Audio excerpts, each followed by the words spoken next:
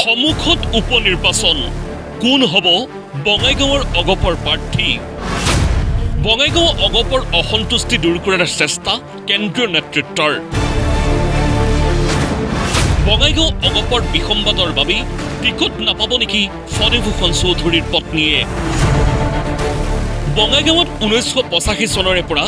বিধায়ক হৈ অহা ফণীভূষণ চৌধুৰী লোকসভালৈ নিৰ্বাচিত হোৱাৰ পিছত সমষ্টিটোত অগপৰ উপনিৰ্বাচনৰ প্ৰাৰ্থী কোন হ'ব ইয়াকে লৈ দোহজাত পৰিছে অসম গণ পৰিষদৰ শীৰ্ষ নেতৃত্ব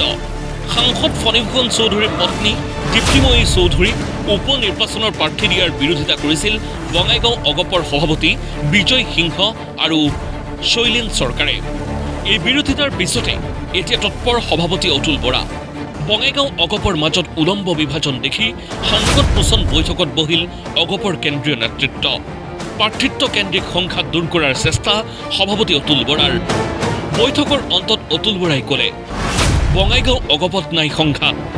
শীঘ্ৰে ঘোষণা কৰা হ'ব প্ৰাৰ্থী কালি ইলেকশ্যন এনাউন্স কৰিলে ইয়াৰ আগতেও আহিছোঁ কৰ্মীসকলক উৎসাহ জনাবলৈ কৰ্মীসকলক উদ্দেশ্যি দুআষাৰ ক'লোঁ ইয়াতে দলৰ কৰ্মীসকলো আহিছে আৰু ইয়াৰ আগে আমি আমাৰ জিলাৰ সভাপতি সম্পাদককে ধৰি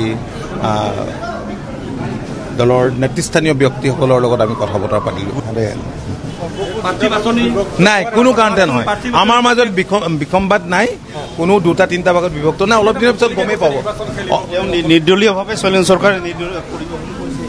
আপোনালোকে আবেগত মানুহে বহুত কেতিয়াবা কথা কয় কথাখিনি অলপ দিন আপোনালোকে ধৈৰ্য ধৰিলে গম পাব মই আজি একো নকওঁ কিন্তু অতুল বৰাই এই দাবী কৰিলেও বিসম্বাদ আৰু অসন্তুষ্টি যে আছে সেয়া স্পষ্টকৈ ক'লে বঙাইগাঁও অগপৰ সভাপতি বিজয় সিংহই প্ৰাৰ্থিত্বক লৈ যে মনোমালিন্য ঘটিছে সেয়াও নিশ্চিত কৰিলে বিজয় সিংহই অৱশ্যে সভাপতি অতুল বৰাৰ বুজনিত হয়তো মন কিছু পৰিমাণে কোমলিছে ফণীভূষণ চৌধুৰীৰ ঘনিষ্ঠ ৰূপে পৰিচিত বিজয় সিংহৰ মই 85 চনৰ পৰা জড়িত হোৱাটো হয়েও ইমান দিনে সংঘাত নাছিল ফণী চৌধুৰীৰ গাঁৰ চাহ হৈ আছে আমি গামনি সবেই গাঁৰ চাহ হৈ আছিলোঁ শৈলেন চৰকাৰো আছিল এইবাৰ উপনিৰ্বাচনৰ প্ৰাৰ্থিত্ব কেন্দ্ৰিক বিষয়টোক লৈ আমাৰ অলপ মনোমালিন্য হ'ল মনোমালিন্য নহয় মতবাদ দুটা তিনিটা হ'ল মতবাদ মনৰ কথাগিলা দুটা তিনিটা হ'ল কোনোবাক বিচাৰে কোনোবাই কোনোবাক বিচাৰে এনেকুৱা হৈছিল এই কথাখিনিয়ে আজি হয়তো লাহে লাহে অলপ সৰুৰ পৰা ডাঙৰ হ'ল আৰু এই ডাঙৰ হোৱাৰ কথাটো ভাবিয়ে দলৰ কেন্দ্ৰীয় সমিতিৰ সভাপতি কাৰ্যকাৰী সভাপতি আমাৰ মাজত আজি উপস্থিত হৈছে যাতে ভৱিষ্যতে এনেধৰণৰ কাজিয়া পেচাল নহয় মিলি জুলি থাকিব পাৰি খুব আগুৱাই প্ৰাৰ্থিত্ব কেন্দ্ৰিক সংঘাতক লৈ অতুল বৰাই ক'লে বঙাইগাঁও অগপৰ দুৰ্গ তেনেস্থলত প্ৰাৰ্থিত্ব প্ৰত্যাশী অধিক থাকিবই একে সময়তে সংঘাত দূৰৰ বল ঠেলিলে সাংসদ ফণীভূষণ চৌধুৰীলৈও নাই নাই কোনো অসুবিধা নাই বঙাইগাঁৱত আমি আজি তেখেতসকলৰ লগত সকলোকে পাতিলোঁ তেখেতসকল সকলো মানে মন খুলি কৈছে যে কেণ্ডিডেট যোনেই হয় তেওঁলোকৰ কোনো আপত্তি নাই গতিকে অতি সোনকালে আমাৰ কেণ্ডিডেটৰ ঘোষণা হ'ব নাই নাই আজি ঘোষণা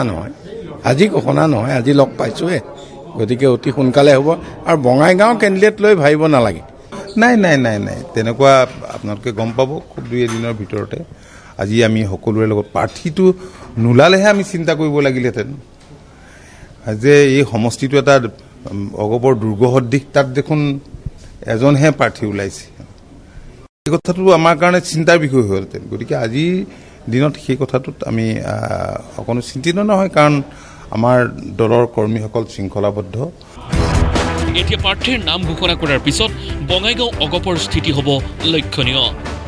যদিহে ফণীভূষণ চৌধুৰীৰ পত্নীকে প্ৰাৰ্থী হিচাপে ঘোষণা কৰে তেন্তে জিলা সভাপতি আৰু সাধাৰণ সম্পাদকক কেনেদৰে সৈমান কৰে সেয়াই এতিয়া অগপৰ বাবে প্ৰধান প্ৰত্যাহ্বান ভিডিঅ' জাৰ্নেলিষ্ট সুখেন্দ্ৰ ৰায় চৌধুৰীৰ সহযোগত বঙাইগাঁৱৰ পৰা সীমান্ত চৌধুৰীৰ ৰিপৰ্ট প্ৰতিদিন টাইম